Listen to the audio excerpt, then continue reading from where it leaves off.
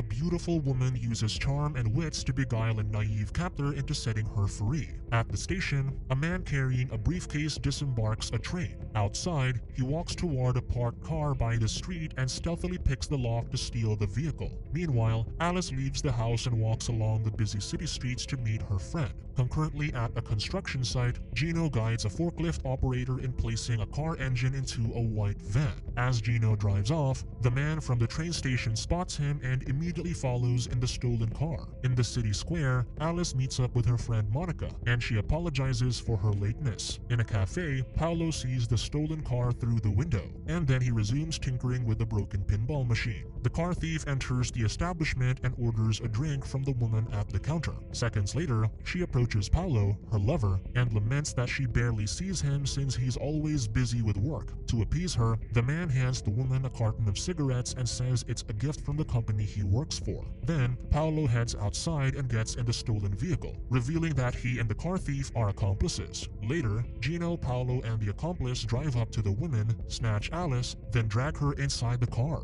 In the vehicle, Gino knocks out the thrashing woman, and then the accomplice hands him a cloth to place inside her mouth before covering it with tape. After the man places a black bag over Alice's head, the accomplice takes a syringe from the briefcase and injects her with a sedative. Later, they drive back to the construction site, where they transfer the unconscious woman and all their belongings into the van. While the accomplice gets rid of the stolen car, Gino drives the van across Becca Bridge, but to his horror, sees a police roadblock ahead. The driver calmly tells Paolo about the situation and says he'll handle it. As he approaches the roadblock, he grabs a handgun in case he needs it. The police officers flag him down, so Gino parks the vehicle by the side of the road. The cops ask for the van's documents, prompting the relieved driver to hide the weapon. He exits the vehicle and hands the officer the necessary documents and driver's license. The cop says he was speeding, so Gino explains he wanted to pass a slow tractor. The officer argues that it's how accidents happen, but the man says he'll be in even more trouble if he doesn't make the delivery on time. Eventually, the police officer issues a 5,000 lira fine for the violation and sends the man on his way. The kidnappers continue the journey deep into the country until they arrive at the hideout. There, Mikhail greets his comrades and expresses his surprise upon seeing the female hostage. Inside, Gino and Paolo carry the unconscious woman into a room and place her on the bed. They put handcuffs on her wrists and shackle her ankle to the bed. After the two men leave, Mikhail puts on a balaclava before removing the black bag over Alice's head.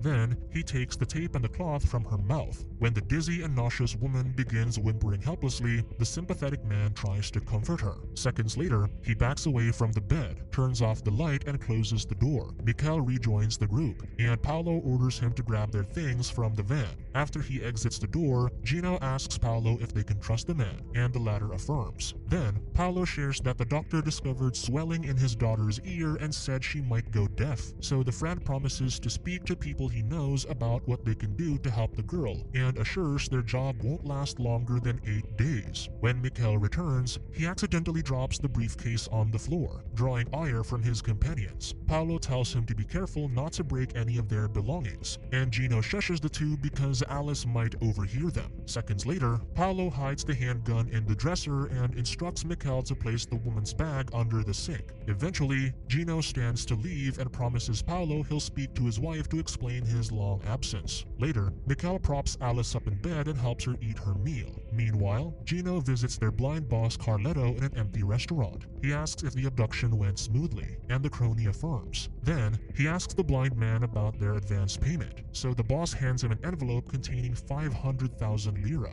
In the hideout, the distressed woman cries as she unsuccessfully tries to shake loose from the chains. In the dining area, Paolo tells Mikhail to watch the hostage, but the man ignores the orders and continues reading his book. However, upon hearing Alice's calls from the bedroom, the annoyed Mikhail opens the door and asks what she wants. The woman weakly says she needs to use the bathroom, so the man dons his balaclava before freeing her ankle. Then he guides her to the bathroom, helps take off her pants, and waits for her to finish. That night, Gino returns to the hideout with enough food for the next few days. He says he's responsible for both men and expects no trouble while away. The man hands Paolo a notepad and says the hostage needs to copy the same ransom message as their sample. Then he holds up a medicine bottle and instructs the pair to give the woman 2 tablets 3 times a day to keep her sedated. Later, the masked men force Alice to pen her ransom note to her father. Immediately after, Paolo hands the piece of paper to Gino in the dining room. Gino says he dropped by the comrade's house and learned that his daughter's doing well and about to leave the hospital. Paolo asks for money in case his wife might need it. However, his companion lies about receiving the advanced payment from their boss, but he promises to give the wife money once he gets it. The next day, Paolo orders Mikkel to prepare coffee for them both. While alone in the kitchen, the man spots the woman's handbag under the sink. He opens her wallet, takes the cash, and hides the money in his suitcase under his bed. Seconds later, he hears Alice calling from the bedroom, so he checks to see what she wants. The hostage says her shoulders hurt from having her hands handcuffed behind her, prompting Mikkel to transfer the cuffs to the front of her body. When he returns to the kitchen, Paolo puts on his jacket so his comrade asks where he's going. The man says he wants to see his daughter, and when asked when he plans on returning, he gives a vague answer. Later in the hospital, the nurse informs Paolo that his daughter's been discharged. Meanwhile, Mikkel ensures Alice ingests her tablets, as instructed by Gino. In town, Paolo heads home and his wife greets him. The woman isn't the same one from the cafe, revealing that the man has several lovers, including clients whose machines he fixes regularly. The wife expresses her frustration at seeing the man so sparingly because of his job,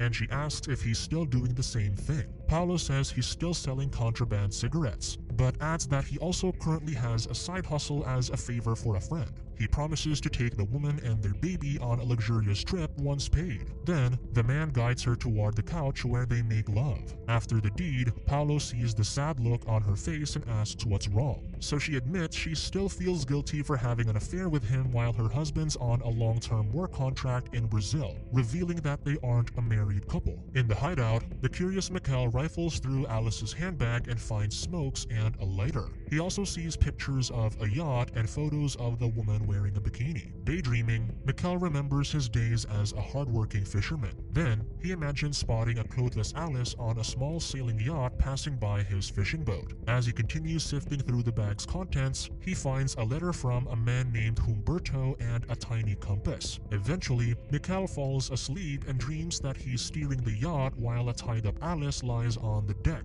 Moments later, he walks toward the woman, now wearing a saintly attire, and kneels before her. When he wakes up, the man heads to the hostage's bedroom, where he proceeds to gently unbutton the woman's clothes so as not to wake her. However, he decides against going further and buttons up her shirt. Meanwhile, Gino loses the 500,000 lira from Carletto by betting it on billiards. Days later, Mikkel sneaks past the sleeping Paolo to enter Alice's room. Once again, he undresses the sleeping woman and touches her inappropriately. The following day, the man wears his balaclava before heading to the bedroom to give the hostage her tablets. Alice refuses to take the medication because it makes her nauseous. Nevertheless, Mikkel places the tablet in her mouth, but the woman expectorates it onto the floor. The annoyed man picks the tablet up, places it in the glass of water, and leaves the room. In the dining area, Paolo warns his companion not to get attached to the hostage. He adds that Mikkel got the easier assignment of staying in the house and watching the woman since he doesn't have to risk getting caught coming and going. Irate, Mikkel says he doesn't know what's happening because they don't tell him anything. So Paolo says they already delivered the ransom note, but Alice's family needs more time to collect the money. The older man promises his comrade that if they don't get paid, they'll exact their revenge by ending the hostage's life if they have to. Unbeknownst to the pair, the woman listens to their conversation through the wall. Concurrently, a man interrupts Gino's billiards game to take him to the commissioner, who wishes to speak to him. The next day after Paolo leaves, Mikkel hears the woman's screams from the bedroom. In his hurry, he forgot to wear his balaclava, and when he sees the hysterical Alice screaming and writhing on the floor, he tries to calm her down. Eventually, he places her back onto the bed, and she matter-of-factly says he's in big trouble. Furious, Mikkel asks her if she'll tell his companions that she saw his face. He hurls crude insults her way and says she's the type of person who'll sleep with anyone. Then, he takes out Alice's letters from her many lovers and throws them at her. Afraid he may have been too harsh, the man sits beside her her on the bed and asks if she enjoyed what happened last night. She asks if it was him, and he wonders who she thought it was. Seeing as she offended him, the hostage quickly backtracks and says she was scared it was one of the other abductors who touched her. Seconds later, he sees the words Regina's Orca embroidered on her shirt, so Alice explains it's a men's shirt brand. She adds that she prefers wearing men's shirts, and this one in particular belonged to Humberto, one of her many lovers. Unable to help himself, Mikkel kisses the woman, and they make love. Meanwhile, the commissioner interrogates Gino about his whereabouts 2 weeks ago, insinuating that he was involved in a murder. However, the man takes out his copy of the speeding ticket issued by the officer on Becca Bridge that same day, and says that he was making a delivery when the crime occurred. Even though Gino has an alibi, the commissioner advises him not to skip town. After the suspect leaves, the high-ranking officer tells his lieutenant that they should take a look around the area near Becca Bridge. In the hideout, Mikkel hears a vehicle and several men's voices outside. He grabs the gun from the dresser and tells Alice to keep quiet, then waits by the door for the noises to wane. Concurrently, despite the commissioner's advice to stay put, the panicked Gino boards a bus headed out of town. In the bedroom, Mikkel offers the hostage a smoke, and he lights it using her lighter. She playfully teases that he stole it from her, but says he can keep it as a memento of their time together. From the apartment, Paolo rides a boat down the river until he reaches a small dock where he waits for Vittorio, who hands him his supply of contraband cigarettes. Meanwhile, Alice complains that she hasn't taken a bath for weeks. Mikkel explains that the faucet's broken and they have little water supply. However, after her continued pleading, he finally relents by removing the shackle from her ankle. The man warns her not to do anything stupid, so Alice says he can watch her to ensure she doesn't escape. While bathing, the woman asks him about his life before he decided to turn to crime for money. She says he seems different from his companions because he shows her compassion. After she dries off, she borrows his shirt and puts it on. While the pair share a kiss, they hear a knock on the door, so they scramble to return her to the bedroom. Then he lets Paolo in, who says he's brought a month's worth of food. Exasperated, Mikkel can't believe he's expected to stay in the hideout for another month. He thinks their bosses played them out of the promised money, so Paolo explains that Gino had to lay low so Vittorio took his place. The older man assures him they'll get the money in a few days and tells Mikkel not to worry. That afternoon, Paolo meets with Carletto in the restaurant to tell him he hasn't received any orders recently and about his companion's growing impatience, so the blind man tells him to see Vittorio tomorrow morning for their following instructions. In the bedroom, Mikkel sees the sad look on Alice's face and asks what's wrong. The woman says she feels like a trapped animal, but the man argues that it's her father's fault for refusing to pay the ransom. Mikkel wonders if her father loves her since he seems in no hurry to save her, so the woman reveals that the person they sent the letter to isn't her real father, which might explain the lack of urgency. Then, the hostage asks her captor if he'll kill her if her family doesn't pay the ransom, so the man promises nothing's going to happen to her.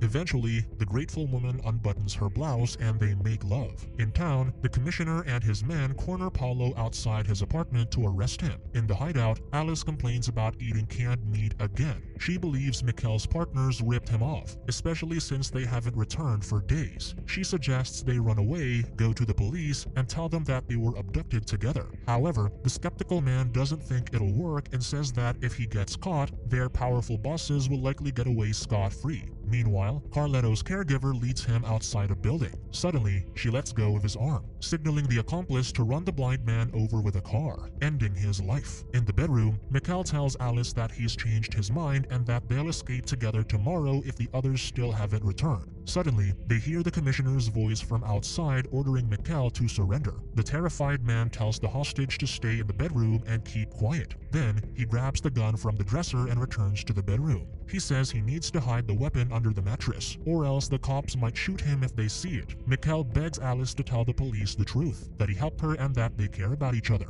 However, the woman says she's never seen him before and that she doesn't know who he is. Stunned, the man can't believe she merely used his attraction to her so she could escape, and that she never felt the same way. After hearing the commissioner's warning one more time, the man moves towards the door, but when he looks back at Alice, he sees her pointing the gun. The hostage pulls pulls the trigger, mortally wounding her captor. Upon hearing the gunshot, the police break through the front door. The commissioner finds the traumatized woman in the bedroom, who's in shock at having to end a person's life. So, to absolve her of guilt, the officer says they'll say he was the one who shot the man. After the commissioner leads Alice out of the bedroom, the heartbroken criminal takes his final breath.